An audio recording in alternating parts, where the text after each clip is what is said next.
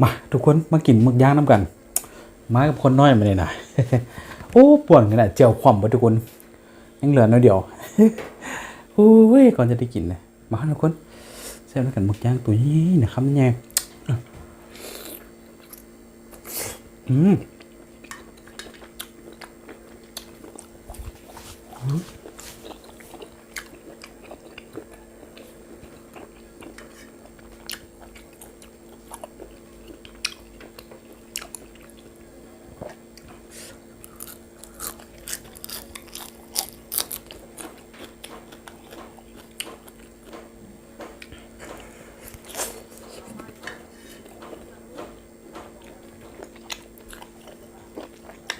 เกาะ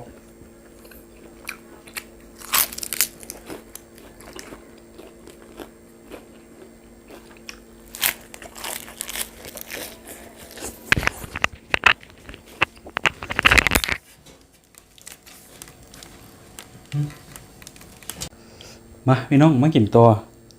ต้องได้โศกแนวคนกินบ่มีแนวกินบ่อยู่ มาทุกคนพอกินมึกลูกกินกล้วย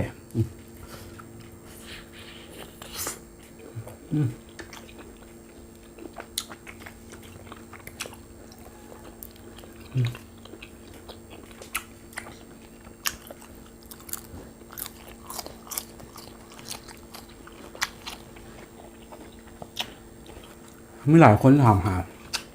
แต่คนน้อยพี่แสให้ผลไม่อยากออกกล้องคือ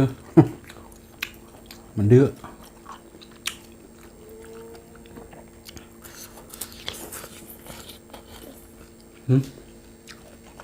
กระจายในห้องลูกเลย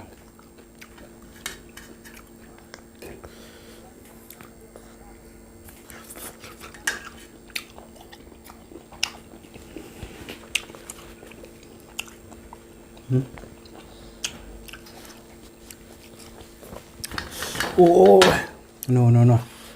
บอกตัวเนี้ยเขากินกล้วยเนี่ยโอ้ยโนสิแล้วอย่าบอกเอาคลิปนี่บอกอ้วน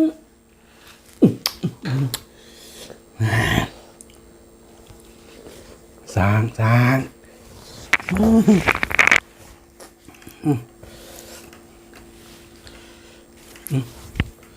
ทุกคนอยู่แล้วหน่อยหนึ่งมาจวดต่อ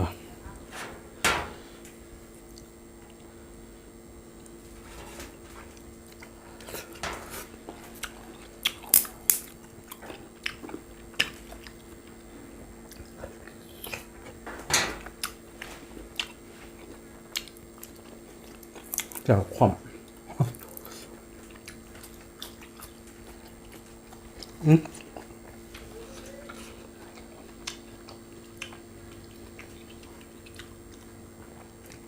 ป่วนตัวป่วน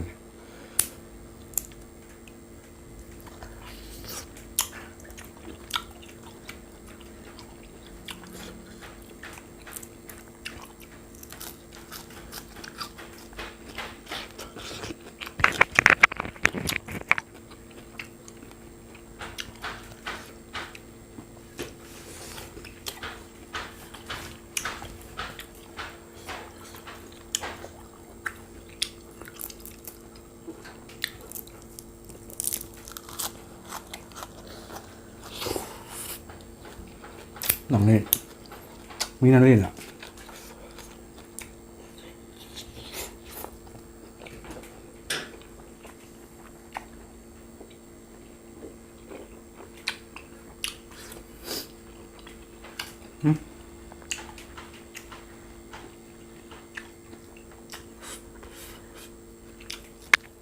ทุกคนเอ้ยลูกผู้ใดก็ดื้อบดคือกัน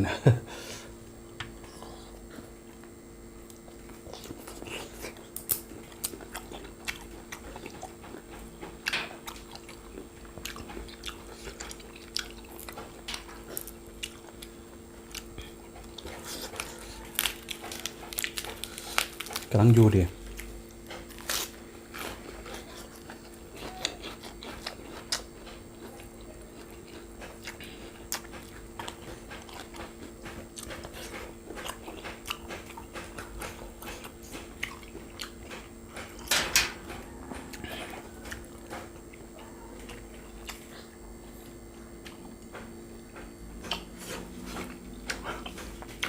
เบิดอ่ะ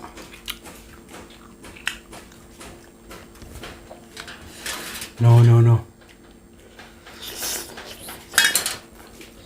ปึงละไปฝากไว้แล้วพี่น้อง บวย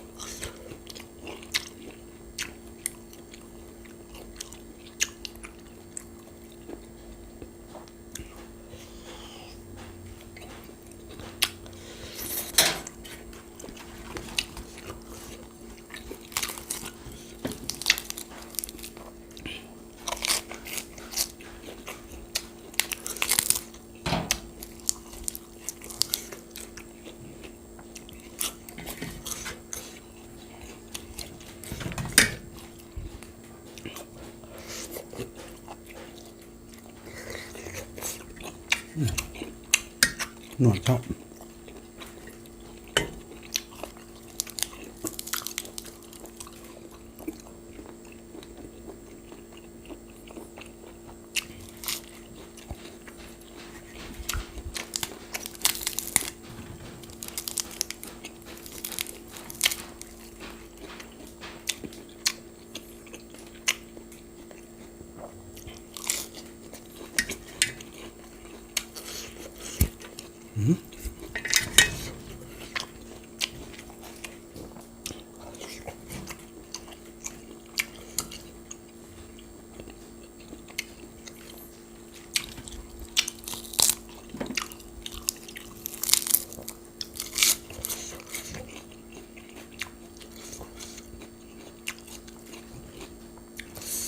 เอาทุกคนสำหรับวันนี้ก็จบกันไปก่อนนะก่อนจากไปลืมก็ฝากคอมเมนต์กดไลค์กดแชร์กดติดตามทุกคน